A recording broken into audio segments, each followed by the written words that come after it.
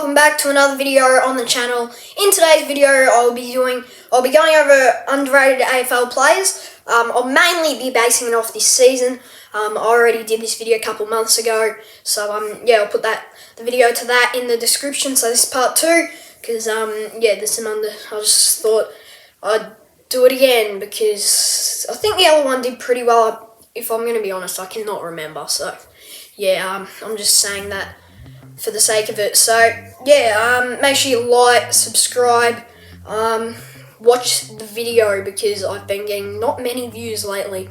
But I assume if you're actually hearing me say this, then you are watching the video. So that was completely pointless. But we'll get into the video. So the first player is a Collingwood player because it is. I don't know really what I'm saying, but I got Jack Crisp. He is potentially an All-Australian. Like, this bloke, he's a star. He's Collingwood's best and fairest last year, on track to win it again.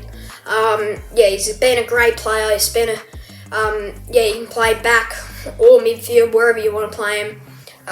He's just all around a good player, and I reckon he could make the All-Australian team this year. But with some good players like Jack Sinclair, George Hewitt, let me think, Sam Doherty, all those on the back flanks, it might be hard for him to get a spot, but you never know. I definitely think he's a chance. So yeah, the next one on this list is Jack Sinclair, so another Jack.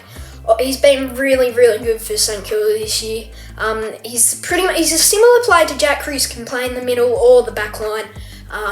He's another one who will be in the hunt for that back flank All-Australian position. But I definitely think that Jack Sinclair is a chance for the All-Australian. He's definitely an underrated player, and he just does not get that much hype in the AFL media, whatever I'm saying. But next player I got on here is Adam Treloar. Now, he's a pretty well-known player, but I just feel like he's been playing really well this season and just hasn't been getting much recognition. Like, if I'm going to be honest, he's better than the Bont at the moment. He's had a better season than Montempelli. He's a real good player, Adam Treloar. I still can't believe Collingwood got rid of him. And I think he definitely deserves to be on this list. But he's in the top 20 best players this year, I reckon. So I got him on this list. Next one, I got a winger, got Blake Acres. He's been incredible on the wing. I reckon he's definitely a chance. I reckon he's All-Australian, actually, an All-Australian winger. He's just been playing some great footy. Came from the Saints, according to my grandpa, because I remember he said that.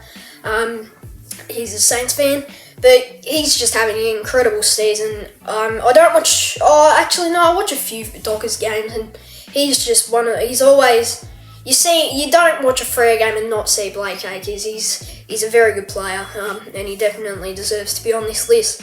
Next one I've got, come from Sydney, he's dominating at Carlton, George Hewitt. He is on absolute fire. Like, he's absolutely killing it. A bit similar to Jack Sinclair and Jack Crisp. He can play midfield. He could probably even play forward, I reckon, midfield or back, but he's just been a huge pickup, and he's been so good for the Blues.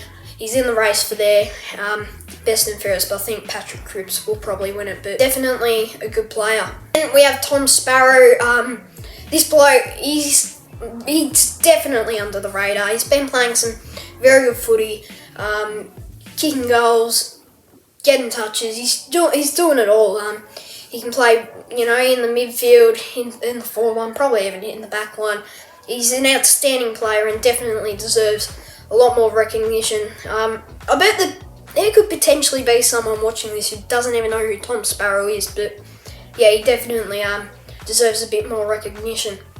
Then I've got Brandon Ellis, come from Richmond, and he's just playing good footy on the wing. I'm enjoying. I don't watch too many Gold Coast games, but when I do, he always seems to be playing pretty well. So I got him on this list. He's not really a well-known player anymore at Richmond. You sort of knew who all the Richmond players were back in their dynasty, but I've got Brandon Ellis on this list. Definitely a player who is severely underrated. Then I've got Luke Davies-Uniacke.